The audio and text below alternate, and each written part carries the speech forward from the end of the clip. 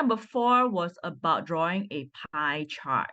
So pie charts is very similar. We need to draw a shape. So if you have not removed your previous diagram, you could use this as well. All right, but it's okay to draw another circle. This time round, I need to double check again that the height and the width is the same. And remember, this function only works with shapes, not lines, so you cannot draw lines. I'm going to draw a rectangle now. Okay, but because I can't see the shape, so a good practice is always to change the color of the shape. And for this, although not necessary, I would just like to change it to green. Both have an outline, so I'm going to change to no outline. I just prefer to get everything right. So just remember that your shape needs to be bigger than your circle. If you had the shape like this, that's not ideal. Or very close, it's also not ideal. All right, so what I like to do is I like to kind of make it like this. If you think that this is too big, you can adjust it here. Now it's 0.54. I'm going to change it to 0.3. Okay, if you still think it's too much, you can reduce it further to 0.2. So first, it's correct, it's 0. So Control C, Control V. Go to Shape Format at the top. Rotate by clicking on More Rotation. Always pause the video if you can't find these elements. Just pause, look for it, and come back to the video. So I click on More Rotation. The second shape needs to be at 60 degrees. If I'm dividing by 6 equal pies. I'm going to Control C, Control V again. This time round, I'm going to go to Rotate, More Rotation options, and change the third one to 120 degrees.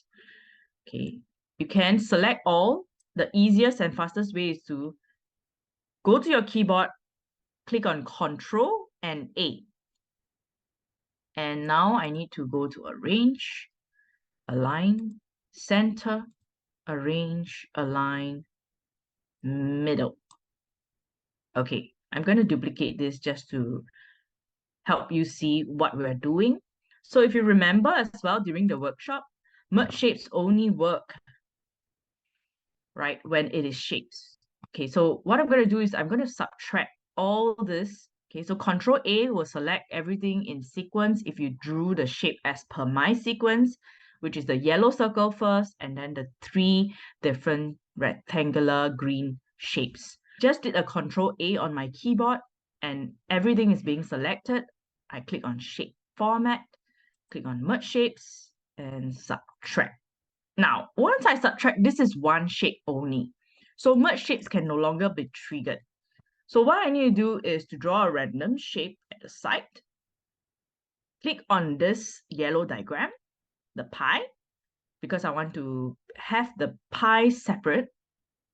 Go on to the Shift key, select the random shape. For me is a star. And you can see this is being triggered again, merge shapes. Okay, if you don't see it, click on Shape Format. All right, some of your PowerPoint versions might say just format or something else, okay, but it works the same way. Click on Merge Shapes and Fragment. Now I have all these 6 equal pies and I can change the color of the pie. It can also be all 6 different colors. If you know how to select the different colors, you can go ahead to do that. All right, but usually during the class, I would have asked you to try to intersect alternate pies as well. Okay, so that is the 4th item. So just to show you what we have just talked about, these are the 4 key points that we have just covered in this video. Feel free to look into the timestamp of the different videos to look at what are the steps, but remember to pause the video, try the step, come back to the video, and re-watch the video at any point of time. Practice will help you to remember the steps, and I hope that this video has been helpful. If you are building a PowerPoint, remember to check out the course notes where there is a separate video link on how to use SmartArt. Thank you so much for watching this video, and I look forward to seeing you at my next video and my next workshop.